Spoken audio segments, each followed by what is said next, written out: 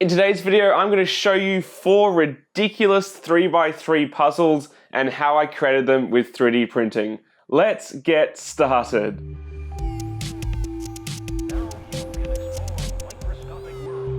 How's it going, guys? Angus here from Muse. So if you missed last week's video on the famous Rubik's Cube, I highly recommend going to check it out. I actually reverse engineered the mechanism behind the original design and made this bad boy, which looks pretty but doesn't work all that well. And I said in that video that it was not going to be the last to hear about it on the channel. So I've been hard at work making my own variations on the design, and these are 4 3x3 puzzles that I've created using that basic design from the original Rubik's Cube. So the main issues I had to overcome was the puzzle was jamming up and not turning smoothly, and drawing the actual cube was very labor intensive. I mean, I had to draw each of these pieces individually, so they've got the corner, the centers, the edges. But if I want to redesign this to have a different shape, it's really tedious because I have to redesign all of those offsets, like the clearances and the chamfers and the whatevers, which it just wasn't really suitable. So I needed a new approach. What if I designed a very functional 3x3? And in the last video, I showed you one that worked quite well. What if I take that design and then take all of the voids of it, all of the gaps, all of the spaces, and create essentially a 3D cookie cutter that I could use to get any other shape I want and then turn it instantly into a 3x3 puzzle. So let me introduce you to anything to 3x3. I made literally a 3D cookie cutter, which is a very functional and effective 3x3 puzzle, which I can then get any shape I like and subtract it away, leaving me with all the parts I need to make a 3x3 puzzle. So this was my first attempt, a cube, but it's rotated at 45 degrees off the axis, so it has this really weird look to it. I'll be completely honest, this puzzle turns like crap because as you put force on it to try to turn it, you actually sort of push on those interlocking parts and tend to jam them up. But if you're gentle with it and you turn it nicely, it actually works quite well. And the thing about this puzzle is it does what's known as shape shifting. As you rotate it, it actually gets these really crazy looking shapes. It starts to really scramble up. And that's the thing about these puzzles. None of them will have stickers. They are all shape based.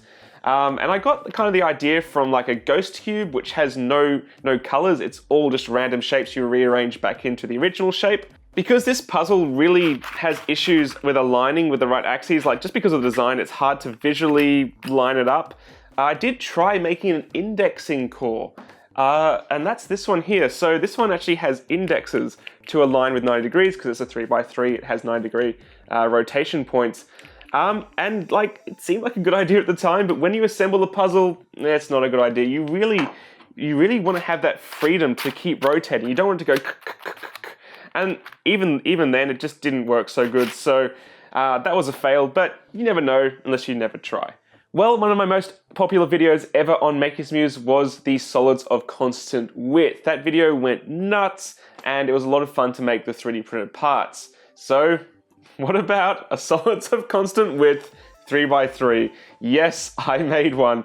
And again, it was very easy using Fusion 360 to draw up my original solid of constant width, and then use my anything to 3x3 to cut away and make it into an instant puzzle.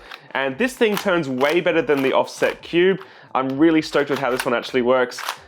It's not perfect. Again, 3D printed parts, they do have a bit of an issue with tolerances and clearances, but honestly, this is a fully functional puzzle, and I really like how it looks. With that sort of where I've chosen to orient the shape, it actually looks really quite good. This could be a really fun puzzle. Again, similar to the off-centered cube, this has parts which would still work in various orientations, so it's not going to be as difficult to reassemble as something where every part's different, or like the original Rubik's Cubes where it has all the different colors that have to be in their exact places. This one, you actually could get away with having them in different areas. And going back on crazy objects that got really popular recently is the Sphericon. Yes, I could not resist. I made a Hexasphericon 3x3, and this is actually the best one in my opinion. It turns really, really well, and again, this has parts that would work in different orientations. but this just works so nicely. And even if you have it slightly misaligned, it still lets you kind of, you know, oh, okay, it sort of snaps back in because it's got those springs. And it actually rolls. This thing actually rolls like the original Hexasphericon. It's freaking awesome. Okay, and finally we have this one, which you probably saw in the thumbnail. This is the worst thing I've ever made, and I say that because it is basically a puzzle for masochists. This is the pineapple 3x3. So a little bit of a backstory, I actually 3D scanned a pineapple with the Iron-Scan SP back last year when I was reviewing that 3D scanner, and I have a high resolution scan of that pineapple on my computer. So I thought, can I make a puzzle out of it? Now, getting that mesh to actually be cut up with my anything to 3x3 cookie cutter was actually quite challenging. I tried using Tinkercad, didn't work very well. I tried using Mesh Mixer, absolute disaster. So then I asked around and some of my friends said Blender, and I actually sent it to my mate down in Melbourne, and he actually tried it in Blender and it worked, so thank you very much. But I'm not very good at Blender. So I actually used B for Artist, which I mentioned in my budget makerspace tutorial series. B for Artist is an independent project based around Blender, but it's designed to be a little bit easier to use. And basically, you drop the mesh in, you drop the STL for the anything to 3x3, and then you do a Boolean difference, and it just cut it perfectly. Absolutely stunning. This puzzle is just horrible for various reasons. Not because it doesn't turn well, it turns really well, but because like the texture's really subtle, and to actually get it to line up would just take heaps of attention. But also, if you sort of rub your hands across it, it's a pineapple, it's a 3D scan, it's got little spikes all over it, so it's painful. So this is absolutely just demonic in terms of a puzzle. And I'm going to gift this to Nathan Wilson for thanking him for getting me into these puzzles, because I've had a lot of fun making them. So Nathan, that's for you. I'm going to drop it off to you at some point soon. So thanks for watching, guys. What did you think of these puzzles? What's your favorite? For me personally, it is the Hexasphericon 3x3. This works really well, and it's actually really therapeutic to just turn. This is not my favorite. This one just doesn't work so good with the offsets and the angles.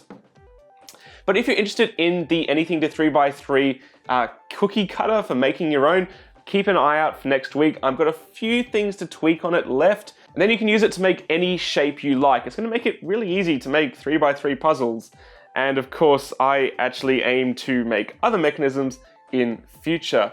If you enjoyed this video, guys, please consider subscribing to Maker's Muse. It is my aim to empower your creativity through technology, and I'd love to have you on board. I look forward to seeing you again very shortly here on Maker's Muse. Catch you later, guys. Bye.